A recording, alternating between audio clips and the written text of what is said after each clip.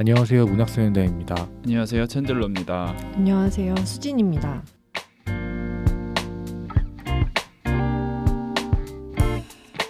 네, 문학소년단 오늘의 작품은 정지돈 작가의 인생 연구입니다. 지난 회차에서 코가 깨었네요. 네. 저희가 지난 그 사랑, 이별, 죽음에 관한 짧은 소설 거기서 이제 정지돈 작가의 책을 읽고 궁금하다. 약간 즉흥적으로 정한 게 있어요. 정지돈 작가의 최신작이 나왔으니 네. 최근작을 한번 다뤄보는 것이 어떤가. 네. 그래서 다루게 된 인생 연구. 앞으로 이런 얘기는 제가 안 하도록 하겠습니다. 죄송합니다. 네. 약간 갓길로 가려다가 지금 붙잡혔죠. 네. 실제로 오늘도 녹음하러 오는 길에 네. 요 근처에 그냥 뭐 자그마한 서점이 있어요. 동네 서점이. 거기에 사람들이 줄을 나래 위로 서 있는 거예요. 그래서 도대체 뭐지? 처음에는 이제 음식점인데 줄 서 뭐 빵집 그런 건가 했더니 그것도 아니고 서점에 사람들이 줄을 서다니 하고 그냥 대충 뭔가 해서 봤더니 유지혜 작가, 저는 한 번 읽어본 적이 없는데 저도 네, 유지혜 작가라는 작가님께서 일일 책방을 거기서 이제 하셔가지고 팬미팅처럼 하시고 있는 걸 보고 처음 들어보는 작가니까 이 작가를 한번 다뤄봐도 되겠다라는 생각이 머릿속에 스쳤다가 네. 앞으로 이러진 말자. 잠깐 인생에, 오셔가지고 하셔야 되는데 우리 인생에 이런 문학소년단에 앞으로 조금 정해진 걸 하자. 예. 네, 즉흥 조금 우리 정도를 인생에서, 걷겠습니다. 네, 네. 없애야 되지 않나. 자, 먼저 책과 작가 소개부터 해드리겠습니다. 정지돈 작가, 1983년생이고요. 대구 출생 남자 소설가입니다. 동국대학교에서 영화랑 문해창작을 전공했다고 해요. 2013년 문학과 사회 신인상으로 등단을 했고, 이분이 그 젊은 작가상 대상도 받고 문지문학상, 뭐 김연 문학패 뭐 이런 거를 뭐 수상을 했다고 합니다. 상 받기에 좋은 글 쓰는 것 같아요. 그런가요? 실험적인. 실험적인. 음.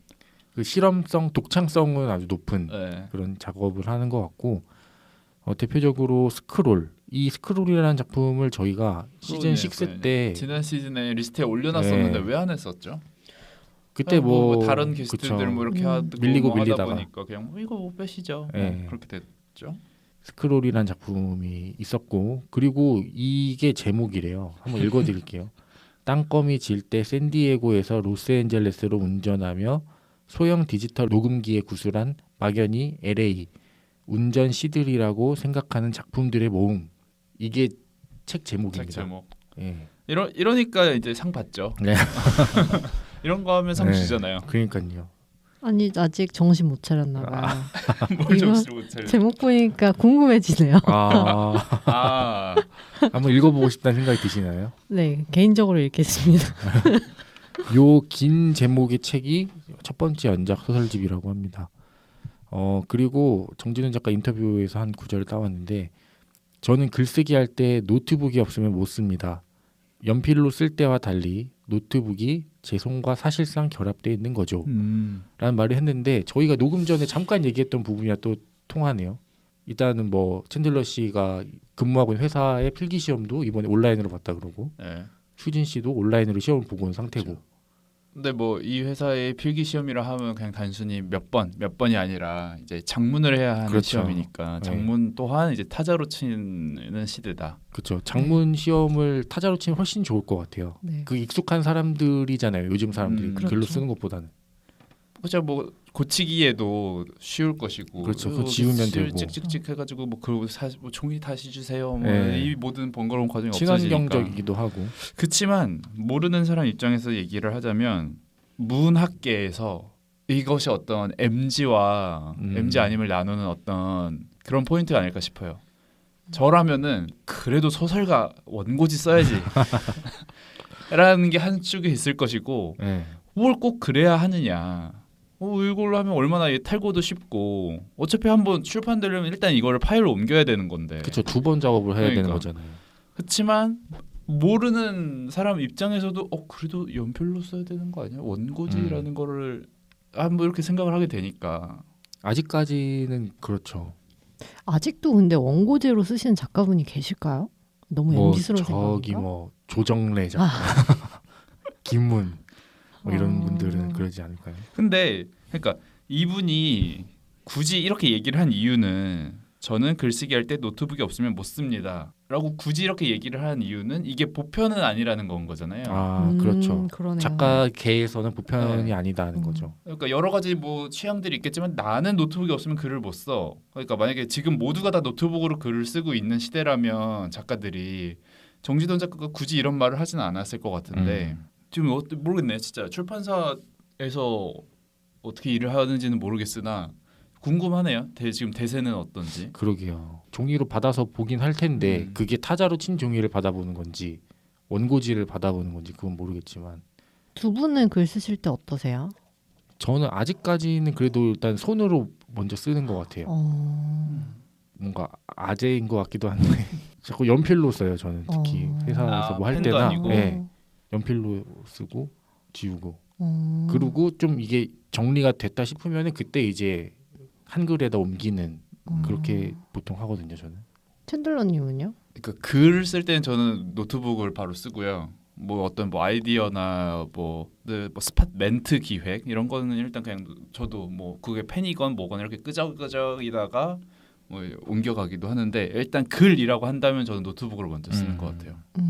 저 글도 잘 쓰진 않지만. 수진 씨는 저도 약간 이런 스타일이에요. 노트북으로 네, 쓰는. 뭐든지 타자로 치는 걸 좋아하는 스타일. 제가 또 왼손잡이고 또 글씨 쓰는 게 되게 느리거든요. 그래서 항상 글씨를 쓰는 거에 대해서 되게 답답함을 느꼈어요. 이 생각의 속도를 글로 쓰다 보면은 문장이 이미 다 생각이 지나쳐 버리는 느낌이랄까요? 맞아요. 이런 게 있어요. 네, 승질이 그쵸? 급해가지고. 바로바로. 네. 아무래도 느리다 보니 이게. 제가 이번 주에 그래가지고 프린트를 결국 샀거든요. 자잘한 것도 다 타자로 쳐가지고 그냥 뽑아버리기 시작했어요. 그래서 이제는 자 이어서 딴 소리 하죠. 예. 오늘 책이 그렇습니다. 인생연구입니다. 2023년 5월에 출간된 8개의 단편 소설을 묶은 소설집입니다. 이 책의 키워드는 비인간성이라고 해요. 8개의 작품 제목만 좀 말씀드리면은 우리의 스크린은 서로를 바라본다. 괜찮아 목요일에 다시 들를게. 그다음에 BDFW 그리고 나 슈프림, 베티블루, 해저생활, 자가 수술을 위한 구부러진 공간에서 끝없이 두 갈래로 갈라지는 복도가 있는 회사 이렇게 8개의 작품이 수록되어 있고요. 정지돈 작가는 이 작품에 대해서 이렇게 얘기하더라고요. 문학이 허락하는 새로움의 비인간적 사유가 어느 때보다 필요하다.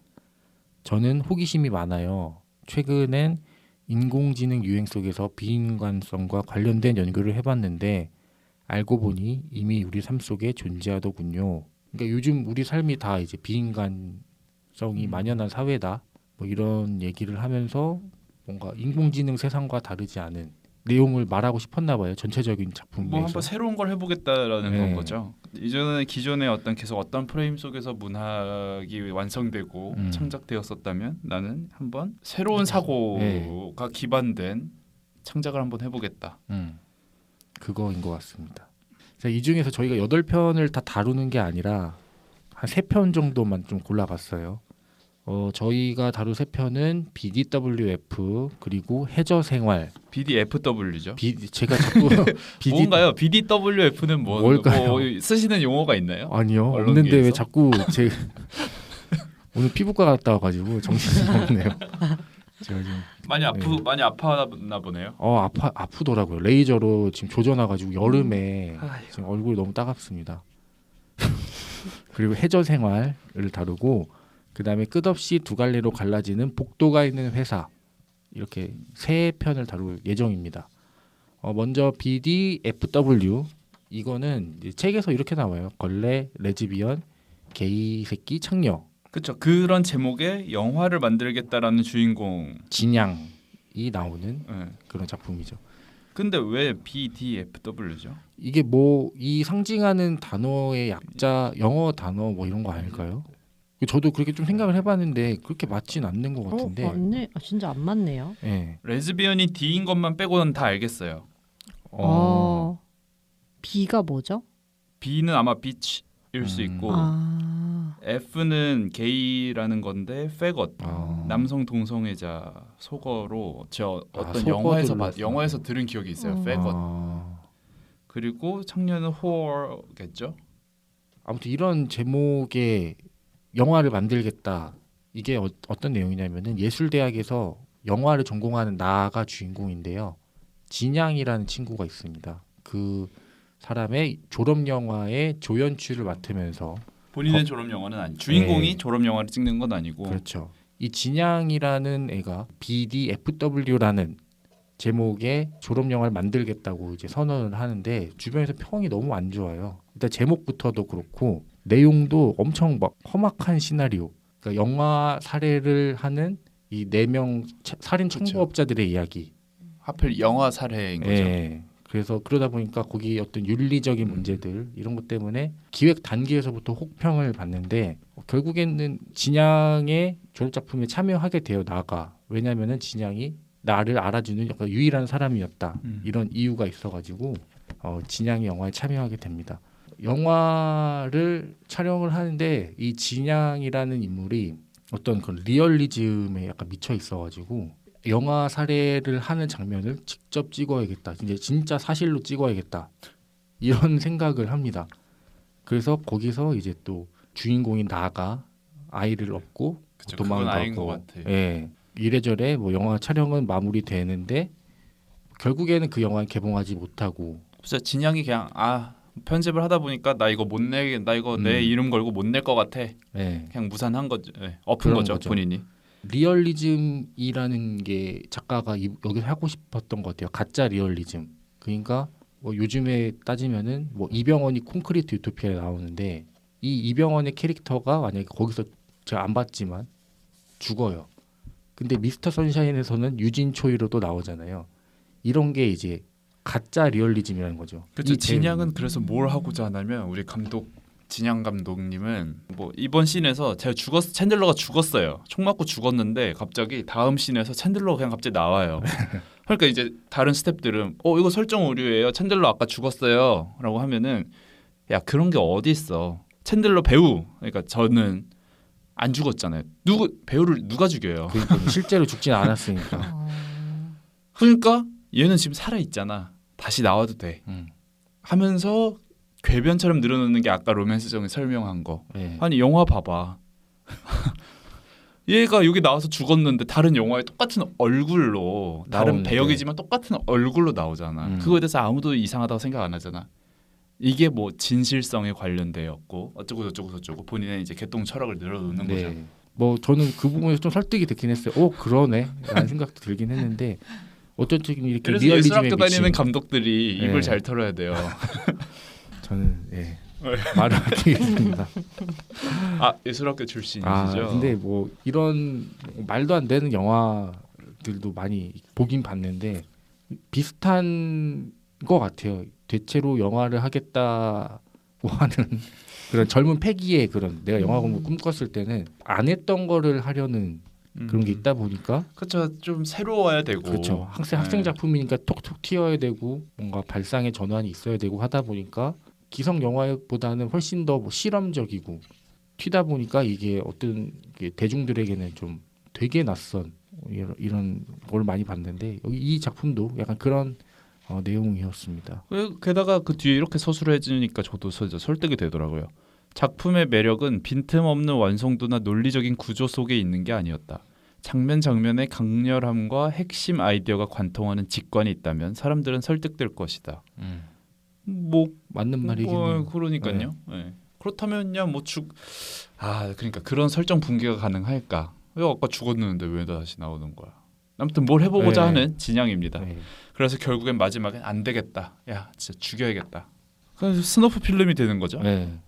중간에 뭐 앤디 오걸 얘기도 나오고 하는데 그 얘기는 또 크게 뭐 아무튼 그렇습니다. 다음 작품은 해저생활인데요. 이건 그나마 조금 쉬운데 이제 무슨 내용인지 잘 모르겠는. 일단은 대구에 산 나가 또 주인공입니다. 이 주인공의 유년 시절의 기록인데 학교에 좀 적응하지 못하는 아싸예요. 나가. 그리고 이 수성 하와이라는 목욕탕을 대구에 있는 실제 있는지는 모르겠어요. 부곡 하와이나 네, 뭐 그런 저 용산에 거겠죠. 있는 이 드래곤 힐이나 드래곤 뭐, 힐 스파. 그런 거 같은 거겠죠. 네. 저희가 대구 사람이 아니라서 그렇죠. 이 수성 하와이의 주인은 있는 곳이네요, 실제로. 실제로 있나요? 네. 엄청 크네요. 있을 만한데요. 어, 네, 수성 하와이는 실제로 있었습니다. 용산구에 있는 드래곤힐만 한 것 같은데요. 거의? 진짜요? 그것보다는 좀 작죠? 그런가요? 아닌가? 제가 거긴 안 가봤어요. 그냥 비슷한 겉에서 것 보기만 같아요. 했는데. 네. 역 옆에 있는데 거기 맞아요, 말씀하시는 거 맞아요. 아닌가요? 네, 맞아요. 그러네요. 네. 대구 사람이라면 모를 수가 없는 그쵸. 그런 곳인가 보네요. 대구 출생이네요. 정지돈 작가 아까 말씀드렸다시피. 네. 이거 좀 유년 시절에 그게 묻어 진짜 있는 얘기인 것 것 같아요. 같기도 해요. 다시 얘기를 하자면은 이 주인공의 윗집에는 서기 아저씨라고 살아요. 근데 막 민머리에다가 문신도 많고 약간 건달 같은. 근데 약간 아버지를 모셔요. 한 10년 동안. 그러니까 아버지도 어떻게 보면 설명으로 봤을 때는 약간 건달처럼 보입니다. 근데 이 메커니즘이 참 이상해. 아빠 얘기가 나왔다가 갑자기 주인공이 학교에 적응을 못해서 땡땡이를 치고 네. 수성 하와이를 갑니다. 그러니까 목욕탕에서 책을 읽는 것이 이 어린 친구 주인공에게는 최고의 네. 취미인 거죠. 그렇죠. 목욕탕에서 책이 젖으니까 안 읽잖아요, 잘. 근데 이 주인공은 탕 안에서 책이 젖어가는 걸 느끼면서 이렇게 책을 읽는데 그 땡땡이 쳐서 이렇게 목욕탕에 책을 읽던 어느 날 그 야구 선수 양준혁이 그 수성 하와이에 옵니다. 그 양준혁이 주인공한테 얘기해요. 넌 왜 목욕탕에서 책을 읽고 그러냐 하면서 귀여워하죠. 왜냐면은 이 주인공은 양준혁이 어마어마한 팬이었기 때문이죠. 그러니까 팬이라고 하기에는 이 서기 아저씨가 사인 받아다 준다고 계속 오버를 하는데 나 사실 그렇게 사인 필요가 없는데 막 이러는 느낌 아니었나요? 저는 오히려 부끄러워서 물만 그래? 쳐다봤다고 하니까 양준혁이 되게 멋있어 보이는 그런 걸로 나오는데 예. 아무튼 양준혁이 나와서 양준혁이랑 나랑 여기 좀 대화를 나누는데 그때 또 서기 아저씨가 와요. 오더니 야, 너 양준혁한테 사인 받았냐? 너 못 받았다. 목욕탕인데 어떻게 사인을 받냐? 책 줘봐라. 내가 양준혁한테 사인 받아주겠다. 서기 아저씨가 양준혁한테 가가지고 양준혁한테 막 사정을 해서 결국에는 양준혁이 그 주인공의 책에다가 사인을 해줍니다. 카운터에 가서 펜을 빌려가지고. 그러고 그냥 서기 아저씨가 어떻게 지내는지 뭐 궁금하다. 뭐 잘 지낸다. 뭐 이런 내용으로 끝나는. 왜 해저 생활인지도 모르겠고. 진짜 모르겠어요. 이 인생 연구라는 제목 자체가 이런 한 독특한 인물들의 면면을 보면서 삶을 연구하는 그런 게 아닌가 이런 생각이 들었고 마지막 작품은 끝없이 두 갈래로 갈라지는 복도가 있는 회사. 이거는 챗 GPT랑 함께 쓴 소설이라고 합니다. 네. 이 에스콰이어 잡지가 있잖아요. 거기에 청탁으로 쓰게 된 거라고 해요. 그래서 정지돈 작가한테 챗 GPT와 함께 작업을 한번 해봐달라 이렇게 요청을 해서 쓰게 된 작품이고 그 후기도 담겨져 있습니다. 네. 뭐 어떻게 얘한테 뭘 시켰고, 맞아요. 내가 어떻게 뭘 했는지. 그래서 에스콰이어 잡지에 이 작품의 전문이 실려 있습니다. 그래서 이 작품은 전문을 다 볼 수 있다는 점이고요. 블룸이라는 회사가 있는데 정말 있는 회사 같아요. 이게 뉴욕 맨하튼에 있는 회사입니다. 되게 이상한 회사예요. 엘리베이터가 되게 여러 개 있는데 약간 뭐 A 등급, B 등급, C 등급마다 올라갈 수 있는 층수가 달라요. 근데 뭐 NBA 나오고 뭐 아이비리그 출신들은 보통 이제 뭐 한 B 등급 정도 돼서 60층짜리 건물이라면은 한 45층 정도까지 올라갈 수 있는 이런 회사의 주인공이 이제 신입사원으로 합격을 하게 됩니다. 블룸이라는 회사에서 하는 일이 되게 이상해요. 암소를 잡는 게임. 이렇게 모니터에서 이렇게 미로 같은 걸 통과하면은 암소가 한 마리가 있습니다. 그거를 찾을 때까지 반복을 하는 거예요. 그걸 찾으면은 어떤 성과 포인트가 되는 거고 이런 일을 하는 똑똑한 사람들 모아놓고 되게 이상한 회사죠. 그런데 어느 날 이 주인공이 일탈을 한 거죠. 그러니까 원래는 딱 지정된 장소만 가야 되는데 자기도 복도를 한번 나가 보게 된 거예요. 거기서 뭔가 새로운 그런 일들을 겪게 되고 사실 내용을 잘 모르겠어요. 왜냐하면 여러분도 읽어보시면 아시겠지만 문을 열고 들어갔는데 컨택트의 장면들처럼 뭐 되게 무슨 외계인들도 보이고 이런 것들을 만나다가 결국에는 나는 사실 존재하지 않는 어떤 서버 속의 인간 이런 내용입니다. 이게 챗GPT가 소설에는 아직 어렵지 않나. 이런 점에서 이제 이 소설의 키워드가 비인간성. 네. 그런 책들이었습니다. 이 책 읽어 마라. 자, 이 책 읽어마라 코너입니다. 오늘의 읽어야 하는 이유는 로맨스 정이 말씀드릴 거고요. 네, 말아야 하는 이유는 챈들러가 말씀드리겠습니다. 네, 먼저 이 책을 읽어야 하는 첫 번째 이유입니다. 정지돈 작가, 나름 요즘 자주 언급되고 있는 작가고 또 떠오르는 작가죠. 그냥 이 정지돈이라는 이름만으로도 한번 읽어봄직하지 않나. 이 작가가 어떻게 성장할지는 모르겠어요. 근데 이 작가의 지금 초기를 보는 느낌이거든요. 초반부. 그래서 이 작가가 좀 더 뭐 나이가 들고 더 다작을 하게 되면은 뭐 팬이 더 많아지고 지금보다 어떻게 될지 모르겠지만 이 작가가 요즘 핫하니까 한번 읽어보셨으면 좋겠습니다. 정지돈 작가 읽지 말아야 할 첫 번째 이유는 특이하기 위해서 굳이 이렇게까지 해야 되는 좀 무리수를 두는 게 아닌가 싶은. 그러니까 특이하기 위해서 어떤 많은 좋음, 파인한 것들을 다 그냥 깨부수려는. 그러니까 어린아이가 악을 쓰는 듯한 느낌도 들어요.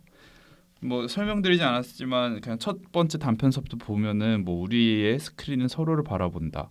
뭐 안젤라라는 네, 인물. 안젤라라는 사람이 나오는데 뭐 이것도 결국엔 그냥 뭐 내 컴퓨터를 빌려줬었는 내가 너의 컴퓨터를 빌려서 종종 썼었는데 그 안에 있는 파일들이 필요해. 그래서 그 파일을 가지러 오나 싶었더니 또 다른 사람이 와가지고 그 파일을 가져가면서 끝납니다.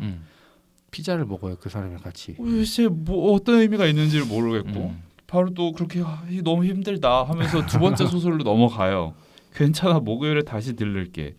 여기선 또 이제 뭐 조칩이라는 어떤 비범한 친구, 뭔 해체주의자라고 나오는데, 그러니까 모든 것들을 좀 파괴하려고 하고 좀 범인의 범죄에서 생각할 수 없는 정말 그냥 괴담들, 이상한 행동들을 일삼는 주인공들이 또 나오고, 그리고 나서 세 번째 BDFW 읽자마자 바로 좀 불쾌감이 드는 제목을 걸레 레즈비언 게이 새끼 창녀 줄여서 걸레 개창.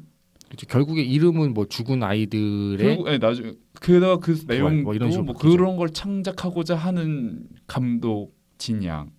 그러니까 뭐라 해야 되지? 좀 특이한 거 하고 싶어가지고 그 누구도 공감이 가지 않는 너무 격한 내용을, 파괴적인 내용을, 폭력적인 내용을 담으려고 하는 것이 아닌가 이 작가가. 네, 그래서 전혀 뭐 그냥 예술하고 있는 사람 같아요. 네. 그래서 읽지 말아야 한다고 생각합니다. 네. 두 번째 읽어야 할 이유입니다. 이거는 이제 정괄이라는 이름이 정괄이세요. 정괄이 문학평론가 분이 한 말인데 정지돈이 제기를 찾아가고 있다는 인상을 받았다. 그나마 정돈된 작품이다. 이렇게 얘기를 했거든요. 그러니까 정지돈의 무언가를 읽을 것이면 이거를 읽는 게 왜냐하면 그 전의 작품들은 이것보다 훨씬 더 난해하기 때문에 인생 연구는 그나마 이제 소설가의 길을 좀 걸어가는 느낌이다라고 이제 문학평론가가 얘기를 했는데 정지돈 작가의 다른 책을 읽기보다는 이 책으로 한번 시작을 해보시는 것도 좋을 것 같아서 한번 읽어보셨으면 좋겠습니다. 이게 가장 정제된 것이라니. 예. 충격적이네요. 찌찌뽕. 네. 이어서 읽지 말아야 하는 두 번째 이유입니다. BDFW에 보시면 이런 장면이 이런 대목이 있습니다. 뭐 책으로는 95페이지인데 앤디 워홀 저격범 벨러리 솔라니스는 유일한 희곡 Up Your Ass or From the Cradle to the Boat or the Big Suck or Up from the Slime 라는 희곡을 썼다고 합니다. 이렇게 그래놓고 그러니까 영어 제목을 그러니까 한글로 영어로 옮겨놓고 당연히 이제 원제를 쓰기 위해서 이제 바로 또 영어로 써놔요. 그래놓고 괄호 주의해야 된다는 교훈을 우리가 그 부분이 스쳐가네요. 네. 지금 친들 씨 읽어주자마자 괄호에 대해서 우리의 생각을 듣고 싶으신 분은 그 박상영 작가의 박상영 작가의 우럭한 점 우주에만 네. 그때도 이제 괄호에 관한 저희가 이제 얘기를 나눴는데 자 괄호 뭐라고 번역해야 할지 모르겠다 아는 분은 출판사를 통해 연락바람. 이것이 문학 작품의 가당키나 한 나름의 기교이자 유머였겠죠. 그렇죠. 정지돈 작가에게는 네, 유머죠 100%. 본인이 작품 속에서 작품 속 캐릭터가 앤디 워홀의 어떤 뭘 언급하면서 영어가 기니까 뭔 뜻인지 모르겠다 아는 분은 출판사로 연락바람이라고 괄호 안에 써놓는 거에 이게 맞나? 그렇죠. 우리 저번 책에 그 뭐라고 했는지는 비밀이었다. 네. 이와 함께 없어야 할 문장. 아, 그렇죠. 잘라내야 되는. 이거 읽고 전 그 부분이 그게 생각났습니다. 제가 제 초등학교 시절 영어 학원 다니던 자전거 타던 챈들러 네. 시절에 초 3, 4 됐겠죠. 영어 학원에서 이제 how to write 자 이제 글을 쓰자는 거예요. 사실 우리 다 알잖아요. 글을 쓰려면 초반에 훅이 있어야 된다.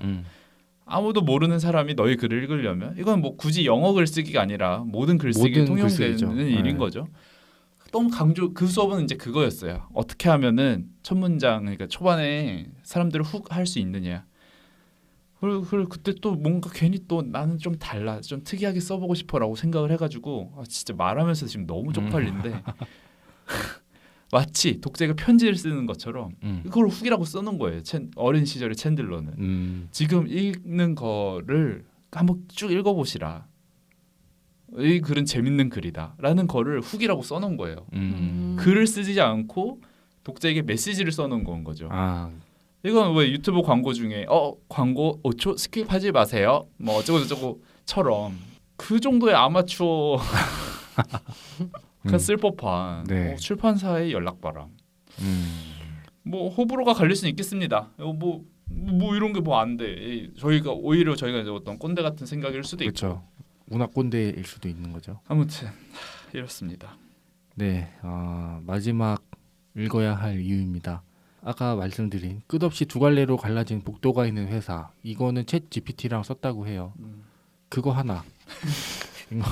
어쩌면 그 미래의 모습을 본 거 아닌가. 요즘에 뭐 그런 뭐 생성형 AI라고 그러나요? 네. 아니면은 그 오픈 AI, 뭐 챗 GPT나 뭐 바드 뭐 이런 것들이 뉴스에 많이 나오고 뭐 이걸로 뭐 요즘에 리포트를 다 한다든가 아니면 자기소개서를 대신 써줘서 그런 것도 있고 변호사 시험까지 통과했다는 그런 얘기도 있는데 소설도 마찬가지일 것 같아요. 그래서 저는 어쩌면 이 작품이 미래의 모습을 살짝 보여준 게 아닌가 이런 어떤 뭐라 그러죠 그 프로토타입을 그렇죠. 뭐 새로운 거 하나 시도해봤다라는 네. 거엔 대단히 큰 의미가 있죠. 그렇죠. 이걸 맞아요. 또 출판까지 했다는 거가 좀 의미가 있기 때문에 한번 읽어보셨으면 좋겠습니다. 읽지 말아야 할 마지막 이유입니다. 뭐 그럼 저도 끝없이 두 갈래로 갈라지는 복도가 있는 회사 챗 GPT와 쓴 소설에 대해서 얘기를 한번 해보자면 그래놓고 후기에 이렇게 씁니다. 나는 챗과 소설에 대한 방향을 논의하거나 소설을 쓰라고 요구하는 것을 포기했다. 그런 식으로는 일이 될 수 없었다. 그러니까 사람이 결국 썼다는 거죠. 그렇죠. 네. 그러니까 뭐 파격인 듯 하나 또 그렇게까지 파격은 아니고 네, 그냥 시도 자체의를 둔 실제로 읽어보면 뭐 어떠한 특이점도 찾을 수는 없습니다. 사실 그러다 보니 그냥 정말 기획만을 위한 기획, 특이함만을 위한 특이함 그런 것 같아요. 그냥 의의를 읽어보시면 된다. 네. 그냥 여기서 어떤 인사이트나 정도 얻어가면 되지 맞아요. 소설을 읽을 필요는 없다 네. 싶습니다. 네. 수진 씨는 인생 연구 이 책을 어떻게 읽으셨을까요? 제가 이거를 이제 시작을 하고 있는데 단톡방에 몰라 이상한 사람 나오다 끝나 자꾸 그러길래 일단 독서 의욕을 좀 낮췄나요? 저희의 이런 하소연들이. 근데 이제 필요하기도 하죠. 어느 정도 엿봐야 되는데 근데 이게 보고 있다가 한참 이제 피곤해가지고 운동하고 퇴근하고 운동하고 와가지고 이게 보다가 제가 입을 벌리고 앉아서 자더라고요. 제가 보통 누워서 독서를 하거든요. 근데 진짜 누우면 잘 것 같아가지고 이렇게 하고 앉아가지고 침대에 이렇게 쭈그리고 앉아가지고 이렇게 보는데 제가 이렇게 저는 제 모습을 발견을 했습니다. 근데 이게 제가 저번 작품을 읽고 정지돈의 그 유머라든지 아니면 문체 자체는 되게 정지돈 작가가 깔끔한 문체를 가지고 있어가지고 그런 매력이 있어서 이거 플롯만 조금 뭐 저번에 우리는 플롯도 마음에 들었었으니까 플롯만 이제 바뀌어가면서 좀 더 길게 차분하게 쭉 썼으면 좋았겠다. 네, 그러면 좋겠다. 그리고 그런 게 담겨 있지 않을까 하는 그런 기대감을 갖고 있었거든요.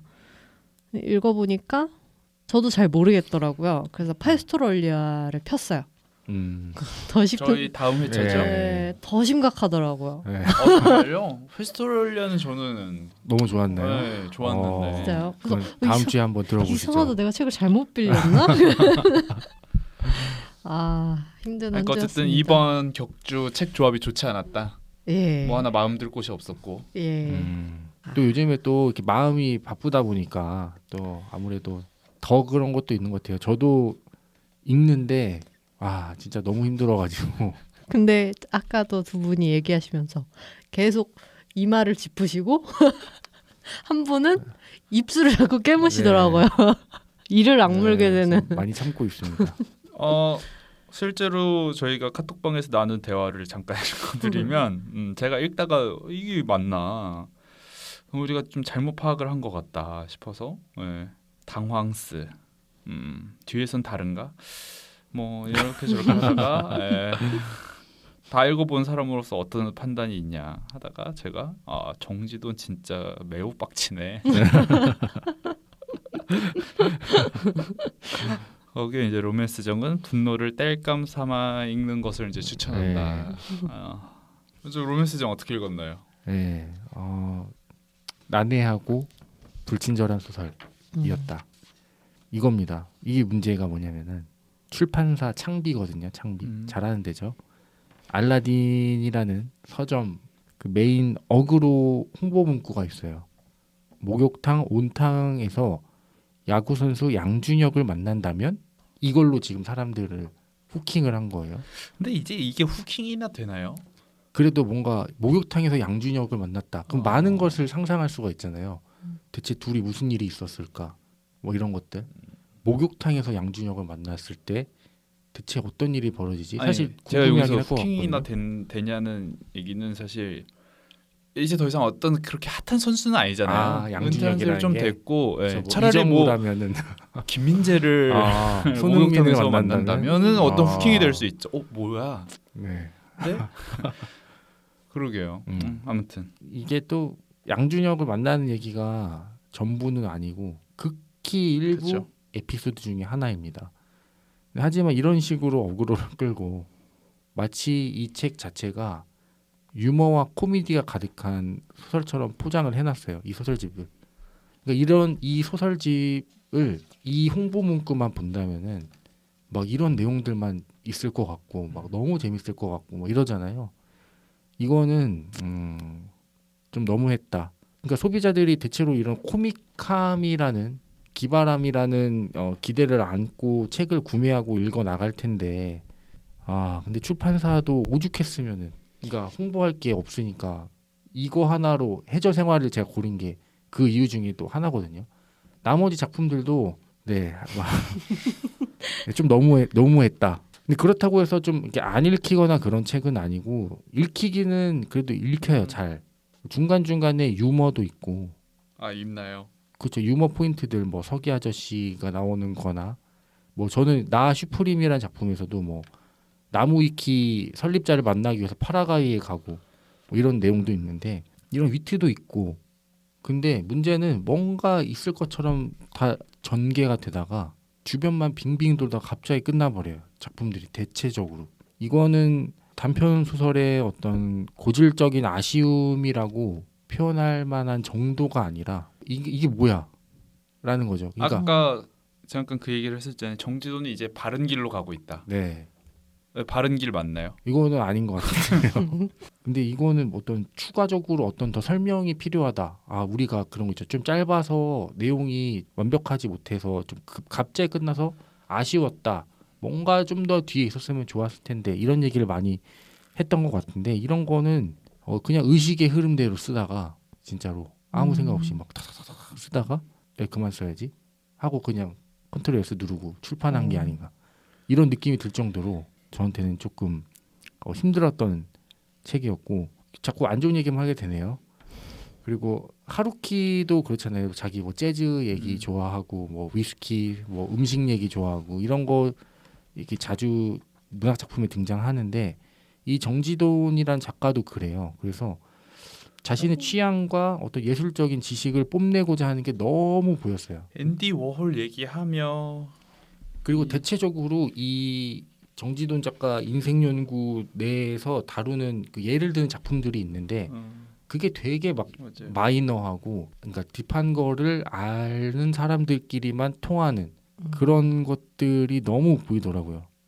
근데 이게 저만 느낀 게 아니더라고요. 그러니까 이런 게 있더라고요. 뭐 정지돈 이꼬르 잘난 척 이게 인터뷰에도 있어요.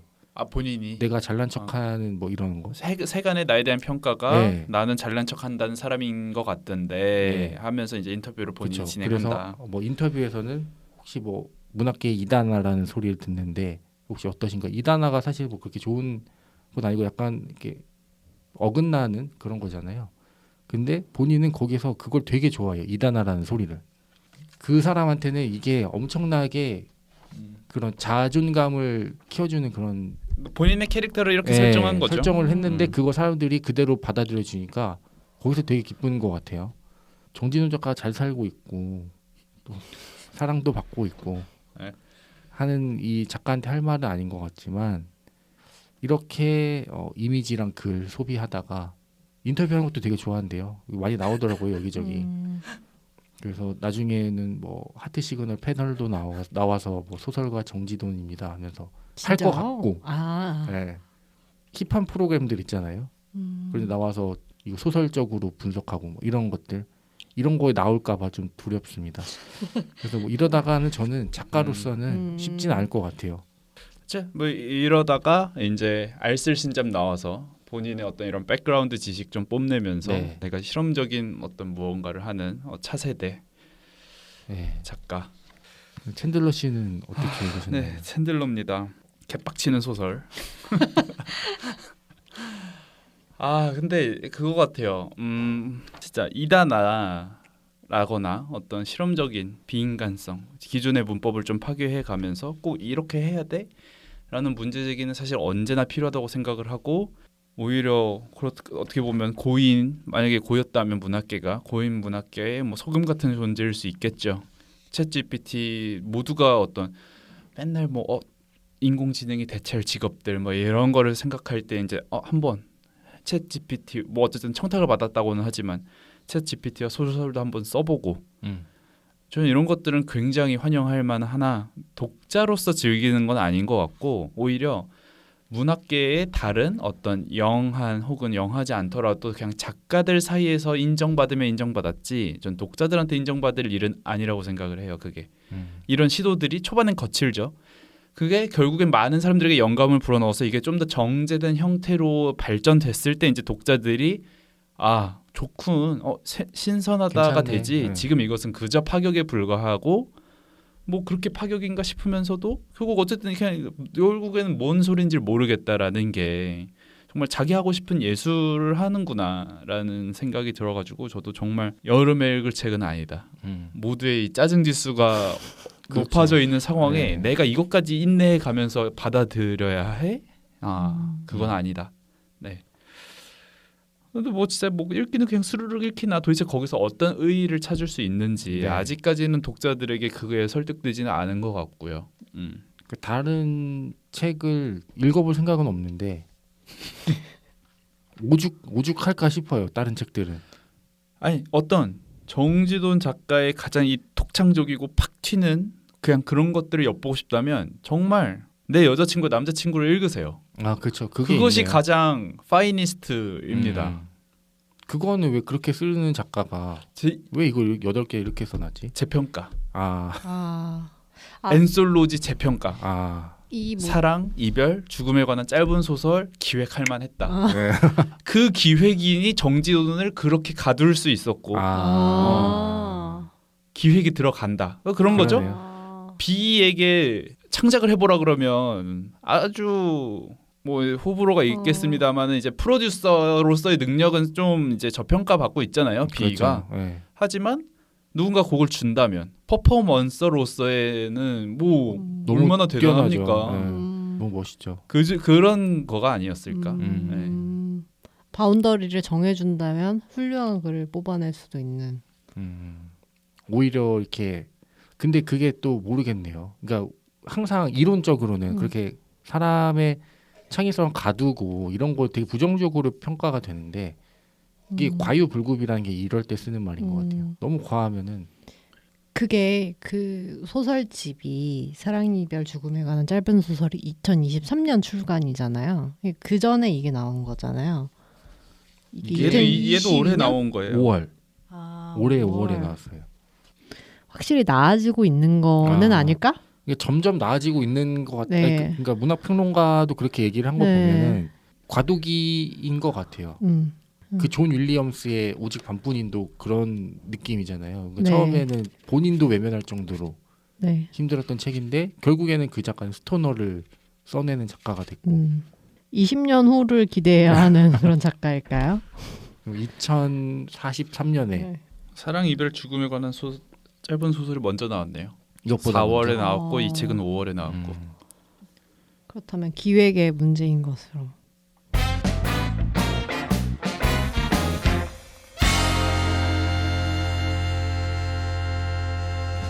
뭐가 그나마 제일 좋으셨어요? 저는 그나마 좀 뜻을 갖고 있었다고 생각되는 BDFW. 어쨌든 진양이라는 캐릭터가 뭘 하고자 하는지 가장 선명했다. 네. 다른 것들은 뭔가 설명하지 않았어요. 도대체 무슨 얘기를 하고자 하는 건지를 잘 몰랐으나 얘는 어쨌든 진양이라는 캐릭터가 어떤 철학을 갖고 있고 뭘 하고자 하는지 그리고 그거랑 엮어서 계속 이 본인의 지식을 뽐내는 이 앤디 워홀과 뭐 나오는 이 배경 지식들이 나름 뭐 어울리는 비빔밥이긴 했다. 하지만 이 책을 읽으면 결국 그 생각을 할 수밖에 없는 거예요. 그러니까 이런 식의 팡 총 맞고 죽는 연기를 하는 것은 정말 죽는 게 아니라 죽는 연기이니까 실제가 아니다라는 문제 의식을 갖고 있는 문제적인 감독들은 많았겠죠. 그렇죠. 이 역사상에. 네. 그렇기 때문에 어떤 포르노그래피에서는 실제 뭐 그 행위를 하느냐 마느냐 뭐 이런 이슈가 있기도 하고 그런 것처럼 실제로 죽이느냐 안 죽느냐 뭐가 문제가 될 수도 있겠죠. 그런 것에 대해서 사유하는 주인공의 내용을 읽다 보니까 계속 그게 생각나는 거예요. 영화에서 동물들이 죽으면 저건 진짜 죽인 거 아닐까? 그러니까 누구도 영화에서 실제로 사람을 죽이라고는 생각 못하죠. 그렇죠. 그렇기 때문에 당연히 큰일 나죠. 그 생각은 하는데 예를 들면 어떤 영화에서 동물이 자그마한 동물을 죽였어요. 쥐를 죽였어요. 개를 죽였어요. 진짜로 죽인 건 아닐까? 아닐까라는 의심을 이 책을 읽고 나서부터 하게 되는 건 거죠. 그 언젠가 KBS인가에서 사극 찍는데 맞아요. 말학대. 네. 실제로 죽였나? 그렇지 않아요? 넘어뜨렸더니 네, 죽었죠. 네. 결국에는 말이 네. 태종 이방원. 근데 아무래도 인간의 윤리보다는 훨씬 더 낮을 것으로 네. 판단이 되죠. 그건 왠지 어떤 또라이 감독들은 왠지 그랬을 것 같은 거예요. 그렇죠. 본인의 작품을 위해서, 본인의 철학을 위해서. 그러니까 우리가 모르는 작품 중에 그런 작품들이 있을 분명히 거예요. 있다고 분명히 있을 생각을 거예요. 하면 네. 너무 이게 찝찝하고 싫은 거죠. 도대체 예술이 뭐길래. 그러니까요. 그 리얼리즘이 뭐길래. 어쨌든 이런저런 구체적인 생각을 하게 한다는 점에서는 그래도 가장 BDFW가 가장 읽을 만한 괜찮았다. 작품이 아니었나. 혹시 수진 씨는 저는 책을 다 안 읽었기 때문에 네. 잘 모르지만 두 분 얘기를 들어보니까 여기에 요약해 놓은 거 이상의 이야기가 잘 없는 것 같이 느껴지네요. 네 로맨스 정은 저는 첫 번째 작품이요. 우리의 스크린은 서로를 바라본다. 좋았다. 그러니까 이게 좋았다기보다는 처음에 그 챈들러 씨가 영어에서 배우는 그 후킹하는 글쓰기. 그 연인과 뭐 유튜브를 보다가 갑자기 안젤라한테 카톡이 오는. 맞아요. 누군데 누구랑 가서 통화를 그렇게 30분씩 해. 엄청 오래 했죠 통화를. 네. 근데 저는 그 장면이 이 처음에 이 첫 작품이잖아요. 와, 이 작가 진짜 그 재밌게 쓴다. 처음에는 갑자기 상체를 일으키는 날. 그쵸. 그 장면을 이거 스릴 넘치는데. 이렇게 스릴이 넘친다. 네. 여자친구랑 핸드폰을 동시에 보고 있었는데 웬 여자한테서 연락이 오고 전화를 3, 받으러 40분 동안 하고 온다. 네, 그 밤에. 심지어 그 여자가 과거에 어쩌다 보니 동거를 하게 된 사이. 네. 자극적이다. 그렇죠. 그래서 그렇게 나를 쏙 빨아들이네. 너무 재밌잖아요. 그래서 읽게 했는데 결국에는 뭐가 피자 시켜 먹고 끝나는 이상한 결말을 끝나는데 도입은 정말 좋았다.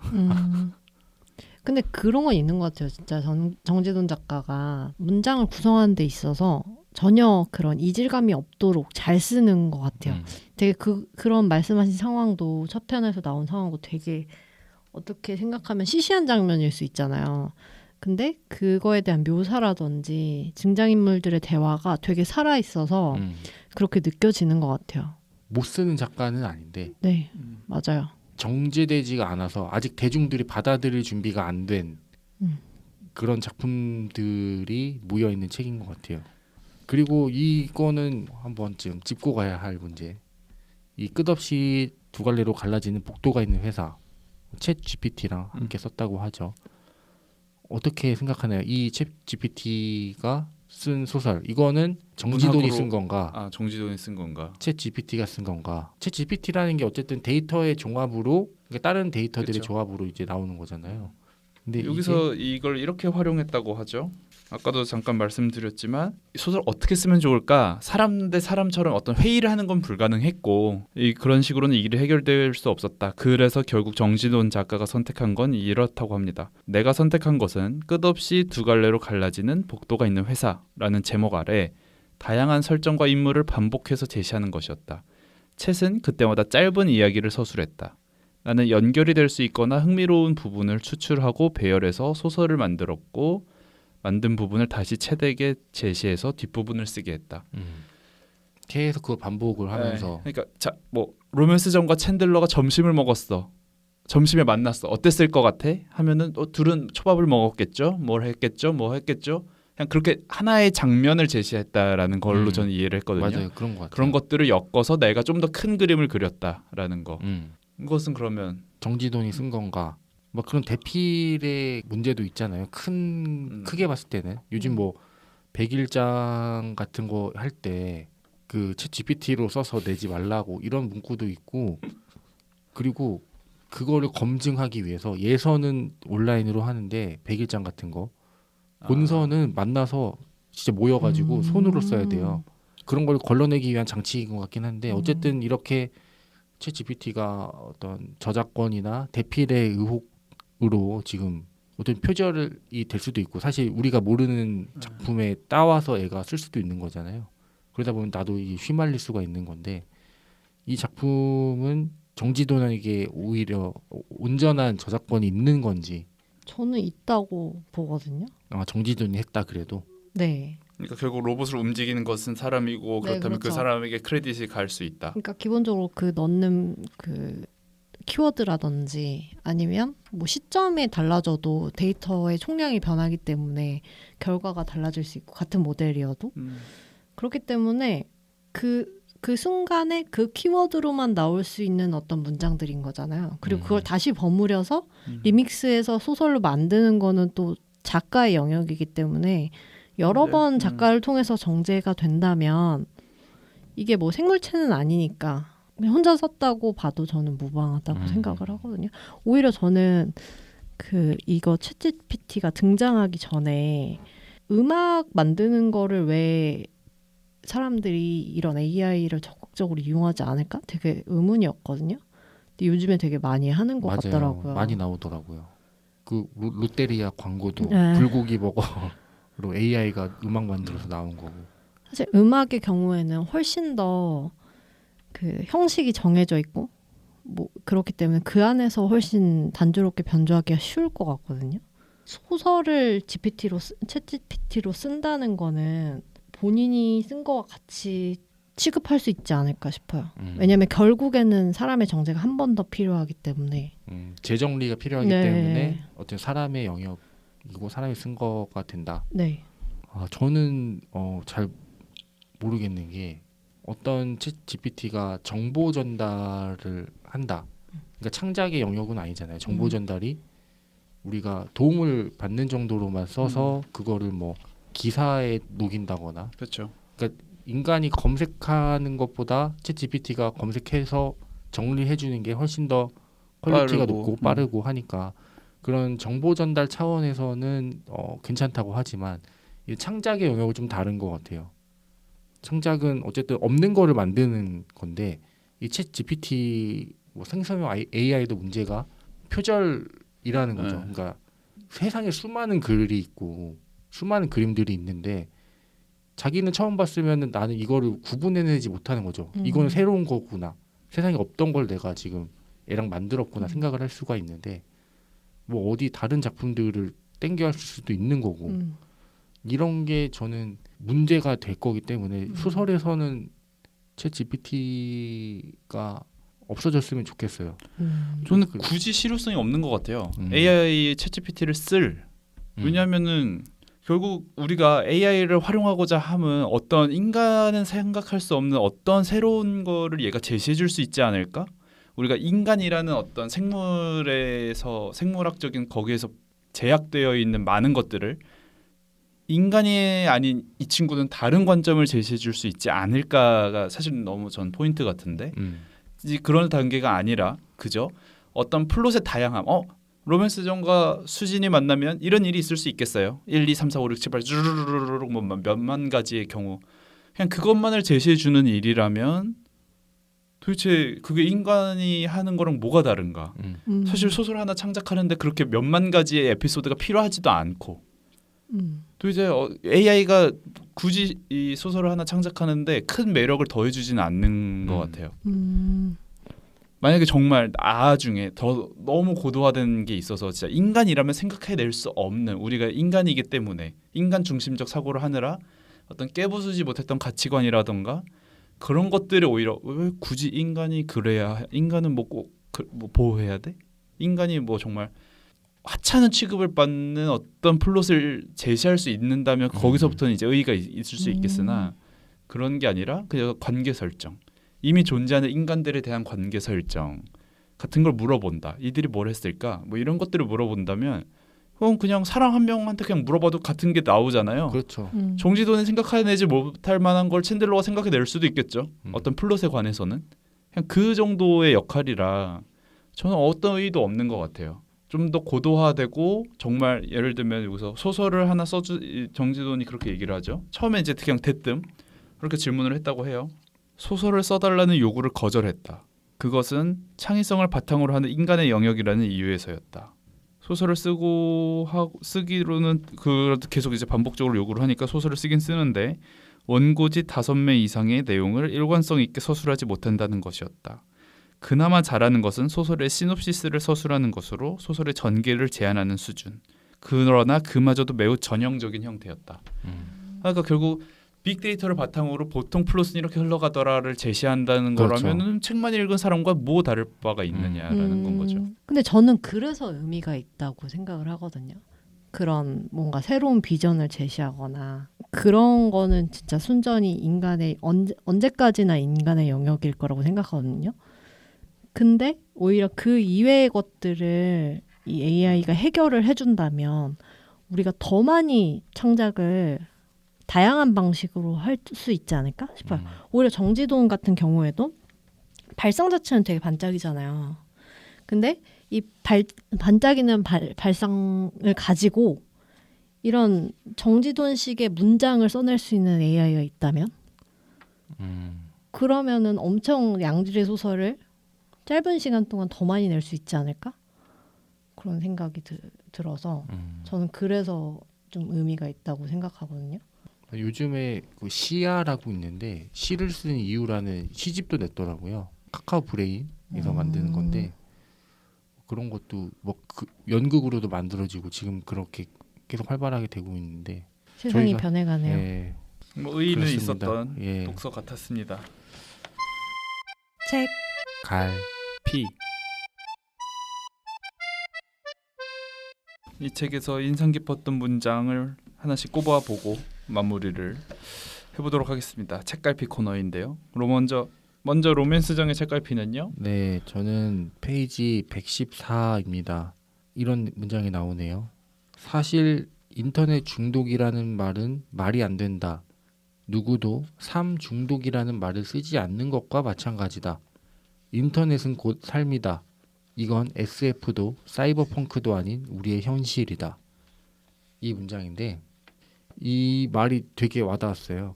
인터넷 중독 말이 안 되죠. 인터넷은 삶인데 지금 카카오나 어디가 마비가 되면 온 국민이 난리가 나잖아요. 이거는 모두가 중독 증세라고 봐야 될까요? 이거 중독이 아니라고 생각하거든요. 모두가 중독이라면 그건 중독이 아니다. 그렇죠. 그걸로 지금 카카오페이나 카카오 그때 먹통 사태 났을 그쵸. 때 아주 관공서 올스탑 뭐 그런 일들이 있었잖아요. 데이터 센터 화재 났을 때나 그럴 때도 그렇고. 그러니까 그런 게 삶이랑 너무 맞닿아 있기 때문에 이거는 중독으로 봐야 될까? 저는 이 궤변이 마음에 들었다. 예, 와닿았습니다. 네, 이어서 챈들러의 책갈피입니다. BDFW의 대목이고요. 책으로는 88페이지입니다. 이제 진양이 다른 스태프들과 영화를 만들면서 어떤 토론을 하는 과정입니다. 영혼은 어디 있는 거예요? 심장, 뇌, 미간? 스크립터가 물었다. 그는 괄호 생략. 기억을 돌이켜보면 이런 식의 회의나 토론이 무수이었던 것 같다.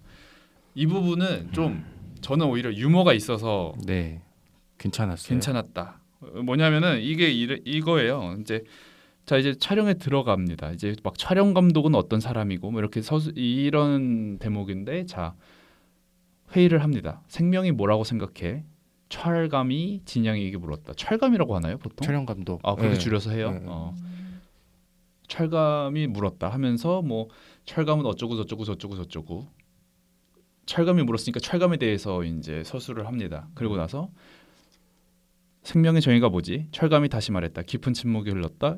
영혼의 유무 아닙니까? 촬영팀 퍼스트가 말했다. 하면서 진양보다 한 기수 후배였는데 철감의 아들이라는 소문이 돌았다. 어쩌고 저쩌고. 자, 이번엔 사운드가 말합니다. 그럼 우리는 이렇게 질문해 볼 수 있어. 아기들에게도 영혼이 있을까? 사운드가 말했다.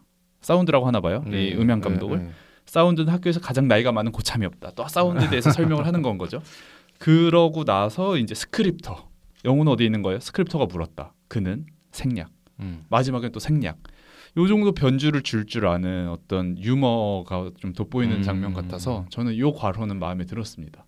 근데 소설에서 대놓고 생략을 쓰기도 하나 여전히 좀 파격적이긴 하고 아까 말한 출판사한테 통해 물어봐라. 연락봐라. 네. 이거는 좀 선을 넘었으나 맞아요. 요거까지는 그래도 저는 허용 가능한 어떤 위트 같아서 인상이 깊었습니다. 저도 괄호고 하니까 또 생각나는 문장이 이 BDFW 드디어 제대로 말했네요. 그 책에서 나오는 또 문장인데 아마 지금 글을 읽는 사람들은 웬 앤디 워홀, 팻 캐켓은 또 누구라고 생각할 것이다. 서론이 길었다. 본론은 지금부터다. 괄호 열고 하지만 이 서론이 꼭 필요하지 않았다는 사실은 소설을 끝까지 읽지 않아도 알 수 있을 것이다. 가로 닫고. 그러니까 이거 왜 써놓은 거예요? 그러니까 좀 더 왜 우리는 언제나 소설이라는 틀 안에 있어야 돼? 소설을 넘나드는 소설 안에 있었다가 소설 밖에 있었다가 이 세계관이 있다면 그 관 밖에서 한번 보자는 건 거죠. 출판사를 통해 연락바람. 사실 어느 소설에도 출판사라는 존재는 존재하지 않습니다. 그렇죠. 소설가가 직업인 사람이 아닌 이상. 네. 이걸 뭐 소위 말하는 영어로 think outside the box 한다는 거죠. 네. 뭐 탐탁지는 않습니다만. 자, 수진 씨의 책갈피는요? 저는 없다고 봐도 될까요? 네, 없다고 보겠습니다. 근데 제가 쓰면서 문장은 괜찮다고 생각을 했거든요. 근데 막 그렇게 기억에 남는 문장이라는 게 하나 이거를 할까 생각한 건 있었던 것 같은데 표시를 안 한 거 보니까 그러지 않기로 했나 봅니다. 네, 그러면 한 줄 평과 별점 매겨보고 마치도록 하겠습니다. 로맨스 정이요? 네, 로맨스 정입니다. 이상한 세상에 이상한 게 정상일 수도. 별점은 5점 만점에 2점입니다. 네, 챈들러입니다. 비인간성, 인간이 아니문이다. 5점 만점에 1점입니다. 저는 다 안 읽었으니까 평점은 밀어두겠습니다. 네. 그래도 오늘 들은 걸로는 몇 점일 것 같다는 2.5점 2.5점. 정도 되지 않을까 다 읽으면. 비인간적인 소설이었어요. 네. 읽기가 너무 그러니까 독자로 하여금 비인간성을 이렇게 발휘하게 만드는 정말 그러죠? 비인간성의 키워드네요. 세계에서 휴머니티가 사라지는 느낌? 네. 읽으면서 좀 힘들었던 책이었습니다. 자, 저희 다음 주에는 이 책 읽습니다. 페스토럴리아, 네. 조지 손더스. 네, 조지 손더스의 페스토럴리아를 읽겠습니다. 자, 그럼 저희 인사 나누겠습니다. 자, 하나, 둘, 셋. 또 봐요.